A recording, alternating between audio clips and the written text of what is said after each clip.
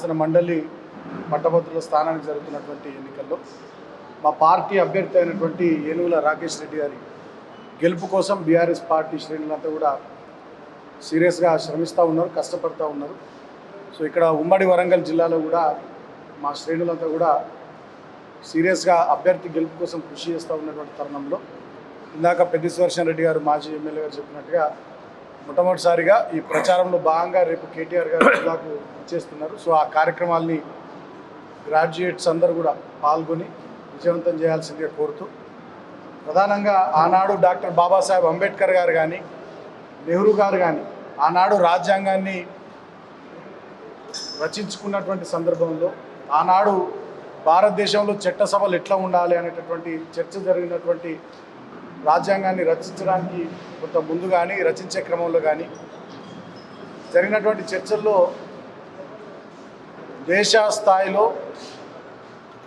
ఎగువ సభ దిగువ సభ, రాజ్యసభ, లోక్సభ, రాష్ట్రాల స్థాయిలో శాసన మండలి, శాసనసభలు ఎగువ సభ దిగువ సభగా ఉండాలని చెప్పి నిర్ణయం జరిగినటువంటి తరుణంలో ఈ ఎగువ సభలన్నీ కూడా లైవ్గా ఉండాలనేటటువంటి ఆలోచనతో 6 సంవత్సరాల కాలపరిమితి వాటికి పెట్టి దిగువ సభ సభ్యులకు 5 సంవత్సరాల కాలపరిమితిని విధించి, సో ఆ ఎగువ సభల్లో ఎటువంటి వాళ్ళకు ప్రాతినిధ్యం ఉండాలి అనేటటువంటి చర్చ వచ్చినటువంటి తరుణంలో ముఖ్యంగా రాష్ట్రాల స్థాయిలో ఆనాడు అక్షరాస్యత శాతం తక్కువ ఉండడం కానీ ఇతరత్ర అనేక రకాల అంశాల దృష్ట్యా వివిధ వర్గాలకు సంబంధించినటువంటి అంశాలు సభలో చర్చకు రావాలి, ఆ వర్గాలకు లాభం కావాలి అనేటటువంటి ఆలోచనతో గ్రాడ్యుయేట్స్కు కొన్ని స్థానాలు, టీచర్లకు కొన్ని స్థానాలు, స్థానిక సంస్థల ప్రజాప్రతినిధులకు సంబంధించినటువంటి ప్రతినిధులకు కొన్ని స్థానాలు, ఇట్లా ఈ రకంగా సెగ్రిగేషన్ విభజన ఆనాడు చేసి ఎగువ సభలో ఈ వర్గాలకు సంబంధించినటువంటి చర్చలు జరిగేటట్టుగా వీళ్ళకు ప్రభుత్వం దృష్టికి సమస్యలు తీసుకుని పోయి వీళ్ళకి న్యాయం చేసేటట్టుగా ఎగువ సభలో కొన్ని స్థానాలు ఈ వర్గాలకు కేటాయించడం జరిగింది. సో దాంట్లో భాగంగా ఇవాళ పట్టభద్రుల స్థానం అనేటటువంటిది శాసన మండలిలో ఉంది. దానికి చాలా ప్రత్యేకమైనటువంటి స్థానం ఉంది. సో ఎగువ సభకు కూడా చాలా విశిష్టత, ప్రత్యేకత ఉన్నటువంటి తరుణంలో ఇవాళ మనం పట్టభద్రులుగా కానీ విజ్ఞులుగా, మేధావులుగా, సమాజంలో ఉన్నటువంటి బాధ్యత కలిగినటువంటి పౌరులుగా మరి ఆ సభలో ఎవరు ఉండాలి, ఆ సభకు ఎవరు ఎన్నిక కావాలి, ఎవరు ఉండడం సముచితం అనేటటువంటి ఆలోచన డెఫినెట్గా అందరం చేయాల్సినటువంటి అవసరం ఉంది. ఇవాళ మా పార్టీ అభ్యర్థి ఏమో బిట్స్ పిలానీలో చదువుకొని అమెరికాలో ఉన్నత ఉద్యోగం చేసి ప్రజాసేవ కోసం వచ్చినటువంటి వ్యక్తి, కానీ అటు కాంగ్రెస్ పార్టీ అభ్యర్థిగా పోటీ చేస్తున్నటువంటి వ్యక్తి. మరి మీడియా ముఖంగా నేను కొన్ని విషయాలు మాట్లాడచ్చో మాట్లాడరాదో నేనే కొన్నిటిని కంట్రోల్ చేసుకుంటున్నా. ఒక యూట్యూబ్ ఛానల్ పెట్టి చాలామందిని బ్లాక్మెయిల్ చేసి చాలామందిని ఇబ్బందులు పెట్టి అనేక రకాలైనటువంటి ఎక్స్టార్షన్ కేసులతోని ఉన్నటువంటి వ్యక్తి ఇవాళ కాంగ్రెస్ పార్టీ అభ్యర్థి. ఆయన మీద 56కు పైగా కేసులు ఉంటే ఎలక్షన్ అఫిడవిట్ మీరు ఆన్లైన్లో తీసి చూసినట్టయితే దాంట్లో చాలా కేసులు బెదిరింపు కేసులు, బ్లాక్మెయిల్ కేసులు, దందాల కేసులు, వసూళ్ల కేసులు తప్ప ఒక్కటంటే ఒక్కటి తెలంగాణ ప్రజల కోసమో, తెలంగాణ ప్రాంతం కోసమో, సమాజ శ్రేయస్సు కోసమో పెట్టబడ్డటువంటి కేసు, దానికోసం ఆయన కొట్లాడింది ఒకటి కూడా లేదు. కాబట్టి ఇవాళ నేను కూడా ఈ జిల్లాలో గ్రాడ్యుయేట్ ఓటర్స్ అందరినీ కూడా ఆలోచించమని కోరుతూ ఉన్నా. పెద్దల సభ అనేది మంచి చర్చలకు వేదిక కావాలి కానీ బూతులకు అడ్డాగా మారద్దని చెప్పి నేను కోరుతూ ఉన్నా. పెద్దల సభ అనేది ఫైటర్స్కు వేదిక కావాలి కానీ చీటర్స్కు వేదిక కావద్దని కోరుతూ ఉన్నా. పెద్దల సభ అనేది బిట్స్ పిలాని నుంచి చదువుకొని వచ్చిన ఒక యువకుడు, విద్యావంతుడికి ఒక అవకాశం ఇచ్చే వేదికగా కావాలి మాట్లాడడానికి, కానీ అనేక రకాల పార్టీలలో ఇటు చేరి అటు చేరినటువంటి ఒక జంపు జిల్లానికి ఆ పెద్దల సభ ఒక వేదిక కావద్దని చెప్పి కోరుతూ ఉన్నా. ఒక మామూలు యూట్యూబ్ ఛానల్ ఉంటేనే దాన్ని వేదికగా చేసుకొని దాన్ని అడ్డాగా పెట్టుకొని ఎన్నో చిల్లర పనులు చేసి ఎంతోమంది జీవితాలను నాశనం చేసి ఎంతోమందిని బ్లాక్మెయిల్ చేసి బెదిరించి ఒకనాడు ఇదే పట్టభద్రుల స్థానానికి పోటీ చేస్తూ నా దగ్గర ఏం లేదు, మీరే ఛాయ్ తాగిపియాలి, మీరే రూపాయి ఇవ్వాలని మాట్లాడిన వ్యక్తి ఇవాళ వెల్ఫేర్ కార్లలో తిరుగుతూ ఖరీదైన 8-9 కోట్ల రూపాయల విలువ చేసే విల్లాలలో ఉంటూ అనేక రకాల 20-30 కార్ల కాన్వేలు మెయింటైన్ చేస్తూ విచ్చలవిడిగా కోట్లాది రూపాయల సంపాదనతోని మరి ఆయన ఎట్లా దిగిండు. అటువంటి వ్యక్తికి చట్టసభలో ఒక అవకాశం కల్పిస్తే మరి దాన్ని కూడా వాడుకొని, ఆ వేదికను కూడా వాడుకొని మరింత ప్రమాదకారిగా ఈ సమాజానికి తయారయ్యేటటువంటి అవకాశం ఉంది. కాబట్టి డెఫినెట్గా ఈ జిల్లా బిడ్డలు ఆలోచించాల్సిందే. నేను కూడా ఒక యూనివర్సిటీ స్టూడెంట్గా, విద్యావంతుడుగా, తర్వాత ఉద్యమంలో పాల్గొన్న బిడ్డగా, ఒకసారి ఎంపీగా, ఎమ్మెల్యేగా, ప్రభుత్వ వైపుగా పనిచేసినటువంటి సోదరుడిగా వరంగల్ జిల్లాతో నాకు ఉన్నటువంటి అనుబంధం దృష్ట్యా నేను అందరినీ కూడా రిక్వెస్ట్ చేస్తూ ఉన్నా. అంతేకాకుండా ముఖ్యమైనటువంటి విషయం, ఇవాళ కాంగ్రెస్ పార్టీ అధికారంలో ఉంది. అధికారంలో ఉన్నటువంటి కాంగ్రెస్ పార్టీ అభ్యర్థి కాంగ్రెస్ ప్రభుత్వాన్ని ఏం ప్రశ్నిస్తాడు? రేవంత్ రెడ్డి చెప్పులు మోసుడు తప్ప, రేవంత్ రెడ్డి అడుగులకు మడుగులు ఒత్తుడు తప్ప ఆయన రేవంత్ రెడ్డి మీద మాట్లాడేటువంటి సత్తా ఆయనకు ఉంటుందా? ఇవాళ కాంగ్రెస్ పార్టీ 2 లక్షల ఉద్యోగాలకు సంబంధించి జాబ్ క్యాలెండర్ ఇచ్చి సంవత్సరం లోపలనే 2 లక్షల ఉద్యోగాలు భర్తీ చేస్తామన్నారు. మాట తప్పిన కాంగ్రెస్ను మరి కాంగ్రెస్ పార్టీ అభ్యర్థి రేపు గెలిస్తే నిలదీస్తాడా, బీఆర్ఎస్ పార్టీ అభ్యర్థి గెలిస్తే నిలదీస్తాడా? ఒకసారి ఆలోచన చేయమని కోరుతా ఉంది. నిరుద్యోగ వృత్తి ఇస్తామన్నారు నిరుద్యోగులకు 4000 నెలకు, అది కూడా ఇయ్యలేరు. దాని విషయంలో కూడా నిలదీయాల్సినటువంటి అవసరం ఉంది. అనేక రకాలైనటువంటి ఉద్యోగాల భర్తీ ప్రక్రియ ఇవాళ ఆగిపోయింది. చాలా నోటిఫికేషన్లు రావాల్సినటువంటి అవసరం ఉంది. వాటన్నిటి విషయంలో మాట్లాడాలంటే, కొట్లాడాలంటే డెఫినెట్గా వీళ్ళే గతంలో ఒక నినాదం ఇచ్చారు, ప్రశ్నించే గొంతుక కావాలని. నేను కూడా ఇవాళ అదే చెప్తా ఉన్నా. ఈ శాసన మండలికి ప్రశ్నించే గొంతుక కావాలి తప్ప అధికార పక్షాన్ని, ముఖ్యమంత్రిని ప్రశంసించే గొంతు ఆ శాసన మండలిలో ఉండాల్సిన అవసరం లేదని చెప్పి నేను జిల్లా గ్రాడ్యుయేట్స్ అందరికీ కూడా, మేధావులకు విజ్ఞప్తి చేస్తూ ఉన్నా. ముఖ్యంగా ఖమ్మం జిల్లా కానీ, నల్లగొండ, వరంగల్ జిల్లాలు ఇవన్నీ కూడా పోరాటాలకు నిలయాలు, పోరాట కిల్లాలు. చాకలైలమ్మ, దొడ్డి కుమరయ్య, షేక్ బందగి, కాలోజీ, దాశరథి, జయశంకర్ సార్ నుంచి మొదలుకొని ఎందరో పోరాట వీరులకు జన్మనిచ్చిన గడ్డలు ఇవి. ఆనాటి కమ్యూనిస్ట్ ఉద్యమమైనా, విప్లవ ఉద్యమమైనా, దళిత బహుజన అస్తిత్వ ఉద్యమాలైనా, తెలంగాణ ఉద్యమమైన ఏ ఉద్యమానికైనా పుట్టినిల్లుగా పురుడు పోసినటువంటి నేలలు ఇవన్నీ. ఈ నేలల్లో నీళ్లు వారినాయో లేవో కానీ ఉమ్మడి ఆంధ్రప్రదేశ్ పాలనలో రక్తాలు వారినాయి. ఎప్పుడైతే తెలంగాణ రాష్ట్రం వచ్చిందో, తెలంగాణ రాష్ట్రం వచ్చిన తర్వాతనే ఈ నేలల్లో పచ్చని పసిడి పంటలు పండినాయి. సెలయేళ్ల గలగలలు, నదుల నడకలు ఈ నేలల్లో కేసీఆర్ గారి నాయకత్వంలో మళ్ళీ మనం తిరిగి చూసినాం. ఇప్పుడు ఈ 5 నెలల కాంగ్రెస్ ప్రభుత్వ పాలనలో మళ్ళీ వెనకటి రోజులు ఇవాళ వస్తూ ఉన్నాయి. రైతులు బోర్లు వేసుకుంటే బోర్లలో నీళ్లు పడతలేవు, చెరువులు ఎండిపోయినాయి, చెక్ డ్యాములు ఎండిపోయినాయి, రిజర్వాయర్లు ఖాళీ అయిపోయినాయి, వడ్లు కొనేటోళ్ళు లేరు, కళ్ళాలల్లో తడిసిన ధాన్యము, రైతుల కళ్ళల్లో నీళ్లు, ఇవన్నీ తెలంగాణ సమాజం ముఖ్యంగా ఈ జిల్లాలు చూస్తూ ఉన్నాయి. నిన్నటికి నిన్న క్యాబినెట్ సమావేశం తర్వాత చాలా దుర్మార్గంగా ఈ ప్రభుత్వం సన్నపోట్లకే 500 రూపాయలు కనీస మద్దతు ధర మీద అదనంగా ఇస్తామని చెప్పి ప్రకటించడమంటే ఇది కాంగ్రెస్ పార్టీ అహంకారానికి, ఈ ప్రభుత్వం యొక్క దుర్మార్గానికి నిదర్శనం. అంటే పార్లమెంట్ ఎన్నికల ముందు ఒక మాట, అసెంబ్లీ ఎన్నికల ముందు ఒక మాట, ఎన్నికలు అయిపోయిన తర్వాత ఒక మాట మాట్లాడుతున్నటువంటి కాంగ్రెస్ ప్రభుత్వానికి ఈ గ్రాడ్యుయేట్ ఎమ్మెల్సీ ఎన్నికల్లో చెంపపెట్టు లాంటి తీర్పు ఇవ్వాల్సినటువంటి బాధ్యత ప్రజల మీద ఉంది. నిజంగానే మేము కూడా బాగా కష్టపడి పనిచేస్తాం 10 సంవత్సరాలు. సో మార్పు కోరుకున్నారా, ఇంకేమైనా గొప్ప జరుగుతుందని ప్రజలు ఆశించినరా? ఒక అవకాశం కాంగ్రెస్ ప్రభుత్వానికి ఇచ్చారు.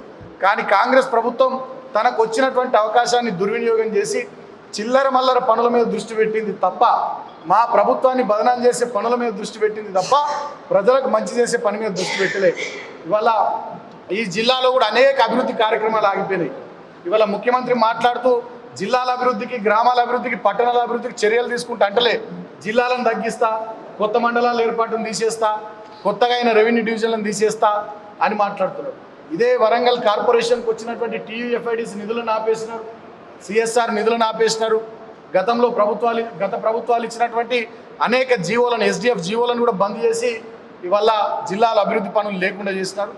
కాబట్టి ఇలాంటి కాంగ్రెస్ ప్రభుత్వం అభివృద్ధి సంక్షేమాన్ని పట్టించుకోకుండా, ఇచ్చిన హామీలను నిలబెట్టుకోకుండా ఇవాళ దున్నపోతు మీద వానబడ్డట్టుగా వ్యవహరిస్తున్నటువంటి కాంగ్రెస్ ప్రభుత్వానికి బుద్ధి రావాలంటే డెఫినెట్గా ఒక సురుకు తలగాలి.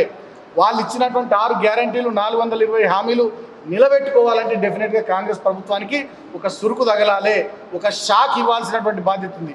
మనకు చక్కగా కరెంట్ ఇవ్వని ప్రభుత్వానికి షాక్ ఇవ్వాలి, మనకు మంచినీళ్ళు, సాగునీళ్ళు ఇవ్వని ఈ ప్రభుత్వానికి ఖచ్చితంగా ఈ ప్రభుత్వానికి బుద్ధి చెప్పేటట్టుగా, నిజాలు అర్థమయ్యేటట్టుగా ఈ ప్రభుత్వం విషయంలో మనం స్పందించాలని చెప్పి విజ్ఞులైన నేను గ్రాడ్యుయేట్స్ అందరినీ కూడా కోరుతా ఉన్నా.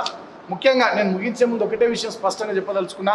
ఇవాళ తెలంగాణ సమాజం చైతన్యవంతమైనటువంటి సమాజం, అద్భుతమైనటువంటి పరిణతిని సందర్భానుసారంగా ప్రదర్శించేటటువంటి సమాజం. దాంట్లో ఈ 3 జిల్లాలు అద్భుతమైనటువంటి పురోగతి, గొప్ప ప్రోగ్రెసివ్ థింకింగ్, ఒక పాజిటివ్ దృక్పథంతో ఉండేటటువంటి ఈ జిల్లాల గ్రాడ్యుయేట్స్ అందరూ కూడా మరి ఒక బ్రోకరు, జోకరు, ఒక బ్లాక్ మెయిలరు, ఒక చీటర్ అయినటువంటి కాంగ్రెస్ పార్టీ అభ్యర్థిని కాకుండా ఒక ఉన్నత విద్యావంతుడు, అదేవిధంగా ఒక గుణవంతుడు, అదేవిధంగా భాషా పరిజ్ఞానం ఉన్నటువంటి వ్యక్తి, సమాజానికి సేవ చేయాలనేటువంటి ఆలోచనతో ఉన్నత ఉద్యోగం వదిలి రాజకీయాల్లోకి వచ్చినటువంటి వ్యక్తి కాబట్టి అటువంటి వ్యక్తికి అవకాశం ఇచ్చి ప్రజాస్వామ్య విలువల్ని కాపాడాలని ఏ ఆదర్శంతోనైతే, ఏ ఆలోచనతోనైతే ఆనాడు రాజ్యాంగ నిర్మాతలు కానీ, ఆనాడు ఉన్నటువంటి పెద్దలు, భారత ప్రజాస్వామ్య పెద్దలు నెహ్రూ లాంటి కానీ, అంబేద్కర్ లాంటి కానీ, మదన్ మోహన్ మాలవీయ లాంటి కానీ,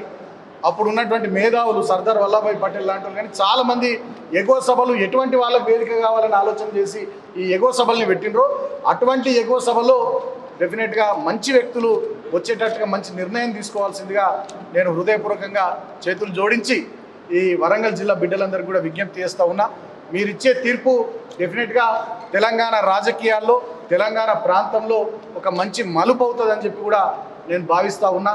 ఎందుకంటే 34 అసెంబ్లీ నియోజకవర్గాలను కలుపుకొని ఉన్నటువంటి ఈ గ్రాడ్యుయేట్స్ ఎమ్మెల్సీ ఎన్నిక, ఈ ఎన్నికల్లో వచ్చే ఫలితం ఖచ్చితంగా డెఫినెట్గా రాష్ట్ర ప్రభుత్వం వెన్నులో వణుకు పుట్టించే విధంగా, వాళ్ళు మళ్ళీ తప్పులు చేయకుండా ఇచ్చిన మాటలు, హామీలు నిలబెట్టుకునేటట్టుగా వాళ్ళను సెటరేట్ చేసే ఎన్నికగా ఇది చరిత్రలో నిలిచిపోతుంది. కాబట్టి ఈ ఎన్నికల్లో మా అభ్యర్థికి సీరియల్ నెంబర్ 3 దాంట్లో ఫస్ట్ ప్రయారిటీ ఓటు మా అభ్యర్థికి ఇవ్వాల్సిందిగా ఈ ప్రెస్ కాన్ఫరెన్స్ ద్వారా అందరు కూడా విజ్ఞప్తి చేస్తున్నాం. Thank you. రెడ్డి గారు గ్రాడ్యుయేట్ ఎమ్మెల్సీ స్థానం నుండి గెలిచినప్పటికీ కూడా మా ముఖ్యమంత్రి గారికి దగ్గర ఉండి చాలా మంచి పనులు చేసినారు తప్ప, ఈయన గతంలో కాంగ్రెస్ పార్టీ నుండి పోటీ చేసిండు, మళ్ళీ కాంగ్రెస్ పార్టీ నిడిచిపెట్టి కాంగ్రెస్ పార్టీ వాళ్ళ మీద దాడి చేసిండు, విమర్శలు చేసిండు.